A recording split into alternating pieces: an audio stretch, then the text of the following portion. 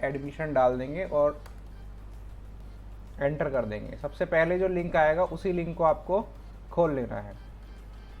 Link खुलने के बाद आपके सामने ये कुछ पेज दिखाई देगा और यहाँ पर पहला ही सबसे ऊपर जो ऑरेंज कलर में लिखा हुआ है क्लिक हेयर टू रजिस्टर, इस पर आप क्लिक कर देंगे।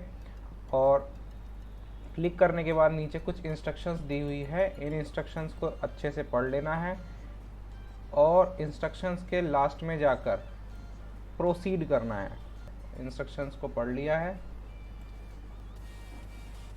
और लास्ट में हमारे पास जो है ये अनेबल हो जाएगा। यहाँ पर हम क्लिक करके ये अनेबल हो जाएगा और हम इस पर प्रोसीड कर देंगे। इसके बाद जो आपका फॉर्म भरने का इस तरह का आपको दिखाई देगा। यहाँ पर आपको बच्चे का नाम डाल देना है, जैसे आपके बच्चे का नाम हो सकता है अरुण, कैप्स लॉक में आप डाल देंगे। आपके बच्चे का मिडिल नेम कुछ है तो ठीक है, वरना आप छोड़ देंगे। सपोज आपके बच्चे का नाम तोमर है तो तोमर लिख देंगे यहाँ पर। डिफरेंटली एबल्ड मतलब आपका बच्चा जो है क्या डिफरेंटली एबल है, दिव्यांग है तो नहीं है तो यहाँ पर, अगर है तो यहाँ पर। आपकी डेट ऑफ बर्थ यहाँ पर DDMM मतलब पहले आप डेट, ये देखिए पहले डेट, फिर डैश, फिर मंथ और फिर ईयर, यहाँ पर आप डाल देंगे। आपका बच्चा फर्स्ट क्लास में एडमिशन के लिए कम से कम 6 ईयर्स का होना जरूरी है। Admission of a child of केंद्रीय विद्यालय संगठन एम्प्लॉय, क्या आप केंद्रीय विद्यालय एम्प्लॉय है तो ठीक है, वरना नॉट एप्लीकेबल आप यहाँ पर भर देंगे। आपको ईमेल एड्रेस भरना है अपना। सपोज मैं यहाँ पर अपना ईमेल एड्रेस डाल देता हूँ, जो भी मेरा ईमेल एड्रेस है, कुछ भी है @gmail.com, ठीक है। और उसके बाद हम जो है यहाँ पर मोबाइल नंबर डाल देंगे, कोई भी मोबाइल जैसे आपका है, ठीक है। उसके बाद ये कैप्चा कोड डालेंगे CLAQTW, ये डालने के बाद आप रजिस्टर कर देंगे। इसके बाद आपका ये रजिस्टर हो जाएगा।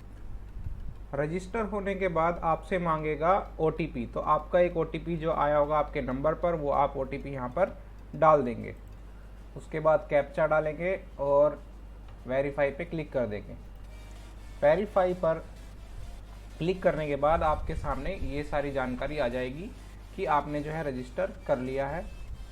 सारी जानकारी आप पढ़ सकते हैं। उसके बाद यहाँ पर आप लॉगिन कोड को कॉपी कर लेंगे। लॉगिन कोड को आप कॉपी कर लेंगे, Ctrl+C दबा करके कॉपी हो जाता है। होम बटन दबाने के बाद आप अपना एप्लीकेशन स्टेटस यहाँ साइड से चेक कर सकते हैं। चेक योर एप्लीकेशन स्टेटस, यहाँ पर क्लिक करके आपको ये डिटेल्स यहाँ पर भरनी है। लॉगिन करने के बाद आपको पूरा फॉर्म ऐसे दिखाई देगा। ऊपर कुछ ये कॉलम्स होंगे, जैसे सबसे पहले आपको भरनी होगी बच्चे की बेसिक इन्फॉर्मेशन, उसके बाद parents detail, choice of school, फिर आपको डॉक्यूमेंट्स अपलोड करने हैं, उसके बाद डिक्लेरेशन जो है वो लास्ट स्टेप होगा। पहले में बेसिक इन्फॉर्मेशन में कुछ ज़्यादा नहीं है, यहाँ पर आप बस जेंडर चूज़ कर सकते हैं बच्चे का, जैसे मैंने मेल चूज़ कर लिया। फैमिली इनकम, अगर आपकी फैमिली इनकम जो है EWS में आती है, वीकर सेक्शन में आती है, आपको कार्ड बना हुआ है BPL का, तो आप यहाँ पर उसको चूज़ कर सकते हैं। EWS का आपके पास सर्टिफिकेट ज़रूर होना चाहिए। अगर आप सर्टिफिकेट नहीं है आपके पास तो आप यहाँ पर अप्लाई नहीं कर सकते। आपको अपना यहाँ पे सर्टिफिकेट नंबर और डेट ऑफ इशू डालना पड़ेगा। इसके बाद आपकी कास्ट कौन सी है, यहाँ पर कास्ट कैटेगरी डालनी है। सपोज़ आप SC डाल रहे हैं तो आपको यहाँ पर आपके पास SC का सर्टिफिकेट होना चाहिए बच्चे का। बच्चे का नहीं है तो पिताजी का होना चाहिए। एडमिशन के टाइम पर आप उनको दे सकते हैं, देनी पड़ेगी कि आप जो है 6 महीने के अंदर जमा करा देंगे। उसके बाद डिफरेंट ये हो गया था, आपको सर्टिफिकेट नंबर दे देना है। ब्लड ग्रुप बच्चे का जो भी है वो डाल देना है यहाँ पर।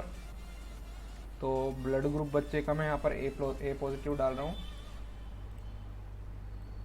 उसके बाद आपको नेक्स्ट पर क्लिक, तो नेक्स्ट में आपको पेरेंट की डिटेल डालनी है। पेरेंट की डिटेल में आपको वही सब डालना है। आप ये सबसे पहले मदर्स डिटेल है, तो यहाँ पर जो भी मिसिस नाम है तो फुल नेम डाल सकते हैं, जैसे मैंने डाल दिया सुरेखा, कैप्स लॉक में डाल सकते हैं। फिर नेशनैलिटी इंडियन डाल देंगे। उसके बाद you want to copy mother's residential address to autofill father's residential address, तो यहाँ पर दोनों की डिटेल डालनी है। जैसे मैंने पिताजी का नाम डाल दिया मिस्टर सुरेश। नेशनैलिटी इनकी भी इंडियन है। और अगर एड्रेस यहाँ पर डालेंगे जो भी हम, तो दोनों को सेम डाल देंगे, कॉपी कर देंगे। हाँ मतलब यहाँ पर आप जो भी डालेंगे वो इधर भी आ जाएगा। स्टेट चूज़ करेंगे हम, कोई भी स्टेट डाल सकते हैं। दिल्ली का सपोज़ मैं डाल रहा हूँ। सिटी डाल देंगे हम, सिटी में दिल्ली डाल देंगे। सपोज़ आपका पूरा एड्रेस कोई मकान नंबर है 406 है, आप सपोज़ यमुना विहार में रहते हैं, दिल्ली आपकी 53 है सपोज़, तो आप ऐसे भर सकते हैं। अपना लैंडलाइन नंबर जो हो वो भर सकते हैं। मोबाइल नंबर भरने के बाद, ईमेल भरने के बाद, ऑक्यूपेशन आप क्या करते हैं, तो आप ऑक्यूपेशन आप डालेंगे अपना। ऑक्यूपेशन को यहाँ पर 5 कैटेगरीज में डिवाइड किया हुआ है। पहले आप सेंट्रल गवर्नमेंट एम्प्लॉय हो सकते हैं, उसके बाद सेंट्रल गवर्नमेंट ऑटोनोमस बॉडी हो सकते हैं, state government autonomous body, 4 categories ये हो गई। और एक 5th कैटेगरी होती है प्राइवेट, तो आप यहाँ प्राइवेट लिख सकते हैं अगर आपका प्राइवेट काम है। और ऑर्गेनाइजेशन आपकी जो भी हो यहाँ लिख सकते हैं, फादर की भी लिख सकते हैं। और ये सब लिखने के बाद आपको नेक्स्ट पर क्लिक कर देना है। उसके बाद आपको स्टेट चूज़ करना है, कौन से स्कूल में आप अप्लाई करना चाहते हैं। मैं दिल्ली के स्कूल में अप्लाई करना चाहता हूँ, तो यहाँ पर साइड में आपको स्कूल दिख जाएगा कि कौन से स्कूल में आपको अप्लाई करना है। तो यहाँ पर स्कूल आप चूज़ कर सकते हो। सपोज़ आपको दिल्ली कैंट में पहला आपने स्कूल डाल दिया है, यहाँ पे आपने स्कूल जो चूज़ किया है वो दिल्ली कैंट डाला है। ये चूज़ करने के बाद आपको सिलेक्ट विद्यालय 2 पे क्लिक कर देना है। सिलेक्ट विद्यालय 2 में आप दूसरा स्कूल कहाँ चूज़ करना चाहते हैं। मैं दिल्ली में ही दूसरा स्कूल जो है वो द्वारका का डालना चाहता हूँ, ठीक है। ऐसे ही यहाँ पर सिलेक्ट विद्यालय 3 तीसरा विद्यालय आपको चूज़ करना है। तो दिल्ली में ही मैं सपोज़ एंड्रयूसगंज या AGCR कॉलोनी कोई भी मैं डाल सकता हूँ यहाँ पर। तो अगर मैं साउथ दिल्ली से भर रहा हूँ तो ये देखिए यहाँ पर कुछ मैंने केशवपुरम डाल दिया। तो हम ऐसे डाल सकते हैं? नहीं, हम ऐसे नहीं डाल सकते। हमें देखना पड़ेगा कि हमारे जहाँ पर रेजिडेंस है उसके 5 किलोमीटर अंदर कौन सा स्कूल है। क्योंकि जब भी आप एडमिशन लेने जाएंगे तो आपसे पूछेंगे कि आप 5 किलोमीटर के अंदर रहते हैं, आप अपना प्रूफ दिखाइए। वो आपसे रेंट एग्रीमेंट मांगेंगे। अगर आप 5 किलोमीटर के अंदर नहीं रहेंगे, 8 किलोमीटर के अंदर नहीं रहेंगे तो आपका फॉर्म रद्द हो सकता है। इसलिए आप अपने घर के आसपास ही भरें, नहीं तो आपको रेंट एग्रीमेंट दिखाना पड़ेगा जहाँ पर आप भर रहे हैं उस जगह के आसपास का। अब ये देखिए यहाँ पे 5 कैटेगरी जो मैंने बताई थी आपको। जो पहली कैटेगरी है, यहाँ पर 5 कैटेगरीज हैं। यहाँ पर पहली कैटेगरी जो जिनके बच्चे सेंट्रल गवर्नमेंट में होते हैं उनकी जॉब ट्रांसफरेबल होती है, ठीक है। उसके बाद दूसरी कैटेगरी, अगर इन बच्चों में का एडमिशन में से सीट्स वैकेंट रहती है तो दूसरी को प्रायोरिटी दी जाती है, फिर तीसरी को, फिर चौथी को। और लास्ट में जो है अगर एक स्कूल में फर्स्ट क्लास में 40 सीटें हैं तो उसका 25% मतलब 10 सीटें राइट टू एजुकेशन के तहत उसमें आपका फ्री एडमिशन होता है, ठीक है। और वो प्राइवेट एम्प्लॉइज़ का होता है, तो वो आप 5 कैटेगरी प्राइवेट है मतलब 5 कैटेगरी है। फर्स्ट मतलब सेंट्रल गवर्नमेंट ट्रांसफरेबल, सेकंड है सेंट्रल गवर्नमेंट नॉन ट्रांसफरेबल या फिर ऑटोनोमस बॉडीज़ जो होती है, थर्ड है आपका स्टेट गवर्नमेंट जैसे दिल्ली गवर्नमेंट के बच्चे, चौथा है आपका स्टेट गवर्नमेंट जो पब्लिक सेक्टर अंडरटेकिंग्स होती हैं जैसे MCD वगैरह हो गई। उसके बाद लास्ट में जो है आ गया आपका प्राइवेट, तो हमने यहाँ पर प्राइवेट भर दिया है। नेक्स्ट पेज पर हम आ चुके हैं। यहाँ पर आपको डॉक्यूमेंट्स अपलोड करने हैं। डॉक्यूमेंट्स अपलोड करने के लिए आपको 2 चीज़ें यहाँ पे दी हुई है। एक तो पासपोर्ट साइज़ फ़ोटो है बच्चे का, एक डेट ऑफ बर्थ, यानी आपको बच्चे का जन्म प्रमाण पत्र यहाँ पर अपलोड करना है। अपलोड करने के लिए जो फाइल है तो PDF हो या JPG में हो। साइज़ आपका दे रखा है कि साइज़ जो है वो मैक्सिमम 256 KB है, उससे छोटा होना चाहिए।